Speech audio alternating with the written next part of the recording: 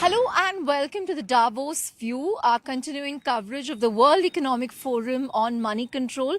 We're coming to you from right outside the Congress Center here at Davos. And let's kick off the bulletin this evening with a big voice from the Indian government space. We managed to catch up with the Chief Minister of Maharashtra, Devendra Fadnavis, in a freewheeling chat here.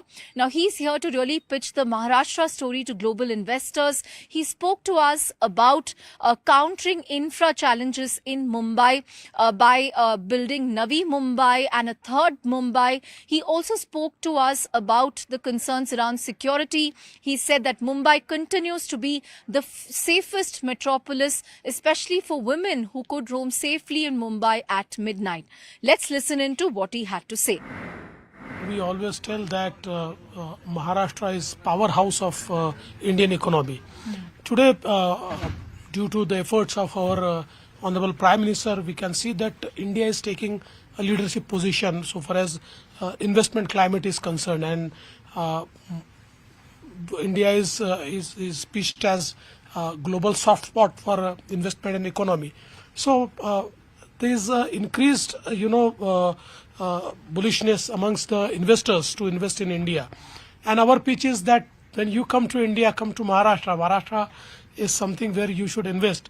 And I think the global investors understand that, because if you look at the FDI inflow, which has come in India in last 6 months, out of that entire FDI inflows, 40% came alone to Maharashtra. So 60% is rest of India and 40% is Maharashtra. So I think we could see lot of interest from the global investors in the state of Maharashtra. If you compare the metropolis in India, Mumbai is the safest. Mumbai is one city where a single lady can travel at 12 o'clock in the night, and they are traveling. If you see that the women workforce is employed in Mumbai in highest number, because Mumbai is a safe city. Yes, few incidences have happened. They should not have happened, but looking at those incidences, if we say that Mumbai is unsafe, that's not true. Mumbai is the safest city. Apart from Maharashtra, another state that's been making waves in Davos is Andhra Pradesh. Remember, Andhra Pradesh is making a big pitch in Davos this year to global investors, spearheaded by its Chief Minister N. Chandrababu Naidu and his son Lokesh. Now, we managed to catch up with Lokesh, who is the IT and HRD Minister of Andhra Pradesh, to ask him about his state's pitch if Amravati and Andhra Pradesh can really catch up with other cities such as Bengaluru and Hyderabad when it comes to attracting IT and startup companies. Let's listen in to what he had to say. The single reason is because we have amazing human resources, amazing talent pool. If you go to any IT company, majority of the employees or even at the leadership level are from the two Telugu-speaking states, Telangana and Andhra Pradesh. Thanks to all the reforms that Mr. Naidu brought in his first term as Chief Minister.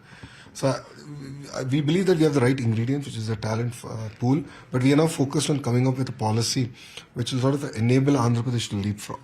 The entire data center, I think, is a great focus area for us. Building data cities is a focus area for us. And parallelly, the traditional IT services also is a focus area for us as a state. So we are going to, on one side, we have amazing talent. We have a great policies in place, so we're going chasing each and every company to come invest, take a hard look at Andhra Pradesh because of a talent pool.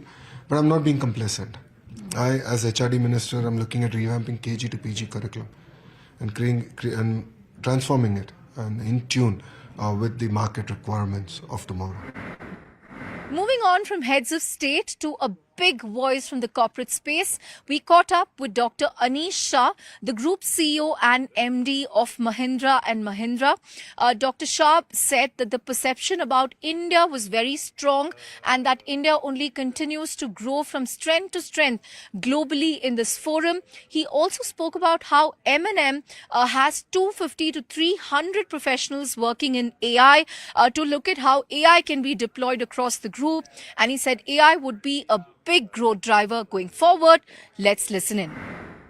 The India story has continued to grow from strength to strength.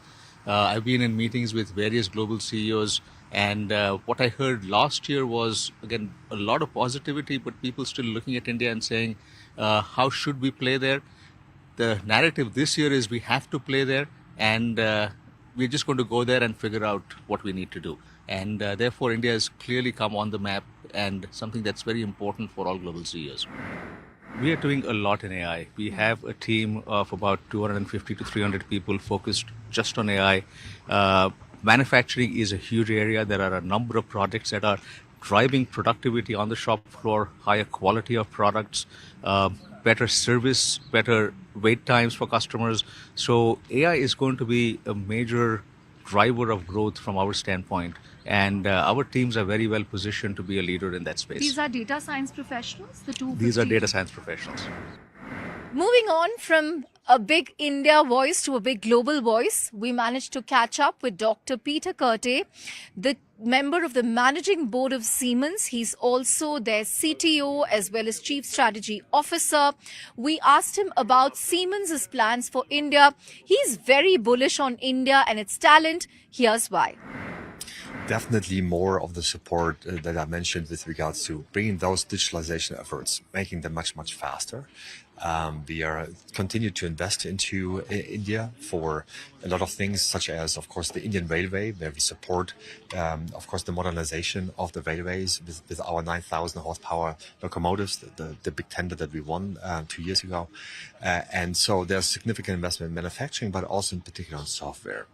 And what we still find is an incredibly good skilled labor force, of course, young and very, very eager to learn. And these capabilities are much required to build our very smart devices and the software around the world. Moving on to another tech voice, we also caught up with Francisco D'Souza, the former CEO of Cognizant, who now runs a private equity firm called Recognize. Now, Francisco D'Souza made some very interesting points about the impact of agentic AI on IT services. He said that it is an opportunity for IT services firms to really differentiate themselves, but it will be essential for them to reinvent themselves. Let's listen in. It's somewhat of an unknown now, but in my view, Chandra, there's no question that this new breed of generative AI and agentic AI is going to automate parts of what technology services businesses have done in the past. We hear different kinds of numbers at this point in terms of what the productivity benefits are. And I think that will take time to play out in terms of where that settles out. I think that the other thing we have to remember is that this technology is moving incredibly fast. And so whatever we see today in terms of state of the art will be different and better next year and the year after that and so on and so forth. We're still at the very early stages of the innovation cycle. So yes, I think the short answer is there's no question in my mind that agentic AI, generative AI, and other forms of AI that will come after will have an impact on the services industry. And this is an opportunity for services companies to differentiate themselves, but also they have to reinvent in the new world. It's fantastic. I think fantastic for India. And it's a real testament to the fact that, India is now emerging as a place where global innovation can take place. I think, if you step back for a minute and you say, why is it happening? What's the underlying cause? You have to realize that technology is now fundamental to almost every business's competitive advantage.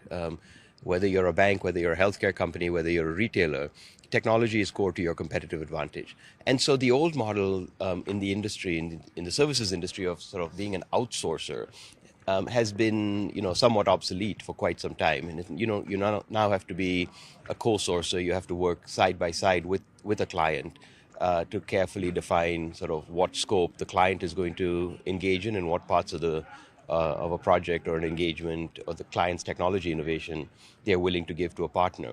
The GCCs sit in the middle of that because it's a way for a client to take advantage of the tremendous talent pool, the innovation ecosystem, all of those things that exist in India that we've spent decades building in India, but also retain control and intellectual property and those kinds of things. So I think it's fantastic for India. I think it's another dimension that the industry is going to have to learn how to deal with, and are already starting to adapt to that. But overall, good for India. On that note, we come to the end of this edition of the Davos View. Thank you for watching, and we will be bringing you more voices through the week.